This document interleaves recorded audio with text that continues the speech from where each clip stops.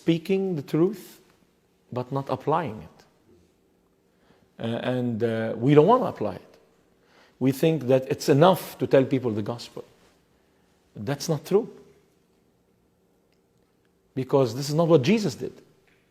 I remember the disciples, after Jesus finishing his intercourse with the multitude, they said, okay, chief, let's pack it, send them home. And Jesus said, send them where home? These people are hungry, they want to eat. But you told them the message, you told them the gospel. Why should we feed them? Let them go home. And we're like the disciples today. We like to send people home. We don't want to get into the trouble of feeding them and taking care of them and worrying about them. We're too busy. We are so entangled with the affairs of this world that we have no time to love anymore. We need to make time to love. We need to start realizing why Jesus left us on this earth. The reason we exist as Christians on this earth is to shine. You are the light of the world. Let your light so shine before men that they might see your good works and glorify your Father in heaven. We are a people of good works. That's why we're here. For me to live is Christ, and to die is gain. That's Paul. This is from the Bible. I'm not making up this. The reason we are here is to live for Christ, regardless of what is our profession. As a doctor, I'm here to live for Christ. As a pastor, I'm here to live for Christ. As a businessman, I'm here to live for Christ. In my profession, Christ has to be glorified and declared. That's why I'm here. I'm not here to accumulate wealth. I'm not here to earn degrees. I'm not here to do any of these things. Today in the Middle East, it's open doors. The Muslim world is in despair. The brothers are killing each other. Young people are helpless and hopeless. They are looking for an alternative. The alternative is not there because we are afraid. We need to start bringing the alternative home to them. We need to go.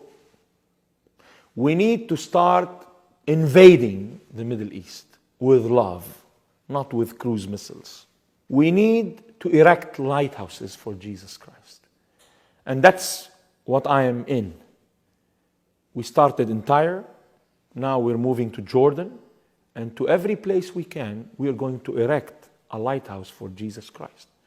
A door for people to enter in and know the love of God. That's my vision for the Middle East. And that vision I wanted to share with churches in America today. I say to the churches in America, stop being complacent. Rise up to the challenge that God has placed in front of you today. Today it's open doors. Revelation chapter 3, verse 8.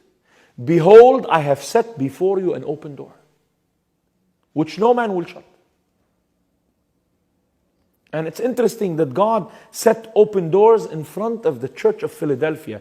The word Philadelphia means brotherly love. It takes love to take advantage of open doors. No love, no open doors. I call on all brothers in America and churches to love the Muslims everywhere. Not to argue with them. Not to do apologetics or go into Islamics or try to find... There is nothing common between us and them except that we're human. And we have to get that message across to them. The thing that is common between us and any other person is that we are humans. We do not have the same faith and we do not lead to the same God. Our God is a living God, is a holy God, is a righteous God who loves all people. That's the message that we can get across. Christianity has the is the religion that has a message that no other religions have. Our message is love. Love unfolding from Genesis to Revelation. It's the story of love. How God loved man and worked throughout history to redeem man. And how He's going to glorify man in eternity. It's a story of love. And that message, no other religion in the world has that message. What we find in other religions is do's and don'ts.